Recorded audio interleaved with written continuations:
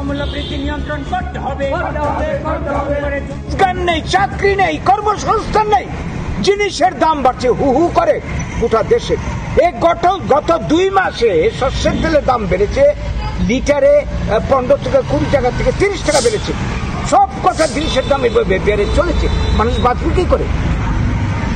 এই যে অবস্থাটা, এর পেছনে মূল কারণ বেসরকারীকরণ। আজকে গোটা দেশের সমস্ত প্রোডাক্টিভ সেক্টরগুলি, উৎপাদন খাতগুলি ক্রমান্বয়ে আজকে পুঁজিপতিদের হাতে, কর্পোরেটদের হাতে তুলে দেওয়া হচ্ছে। এইটার পরিণাম ফল আজকে আমরা ভোগ করছি। কাজেই এই জায়গায় দাঁড়িয়ে বিজেপি ক্ষমতায় আসার আগে বলেছিল ঘরে ঘরে মিস করে চাকরি দেবে, বছরে 50,000 চাকরি দেবে, দ্রব্যমূল্য বৃদ্ধি রোধ করবে, ইত্যাদি ইত্যাদি। কোন প্রতিশ্রুতি পালন তো দূরে থাক, আজকে আমাদের জীবন বাঁচানো দুর্বিষহ হয়ে উঠেছে। এই জায়গায় দাঁড়িয়ে আজকে এই যে নতুন করে স্মার্ট মিটার বসানো চলছে, জলকর বৃদ্ধি চলছে, এর মাধ্যমে পাবলিকের পকেট কাটার ব্যবস্থা করা হচ্ছে। আমরা তার বিরুদ্ধে আজকে বিক্ষোভের আয়োজন আমরা করেছি। গোটা রাজ্যে আমাদের আন্দোলন শুরু হয়েছে।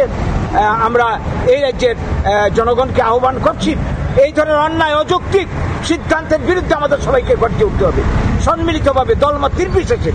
আজকে এইটাকে যারা বিরোধী দলের মানুষ, আমরা ক্ষতিগ্রস্ত হচ্ছি না, শাসক দলের মানুষও সমানভাবে ক্ষতিগ্রস্ত হচ্ছে। কাজেই এই ধরনের অন্যায়ের ব্যবস্থার বিরুদ্ধে আমাদের গর্জে উঠতে হবে, সরকারকে চাপ সৃষ্টি করতে হবে, বাধ্য করতে হবে এই ধরনের আদেশ প্রত্যাহার করার জন্য। এই আবেদন আজকে রাখছি এই রাজ্যবাসীর কাছে, তার জন্য আপনাদেরকে আমরা ডেকে এনেছি। নমস্কার। আমরা বাঙালি, বাঙালি ঐক্য দুনিয়ার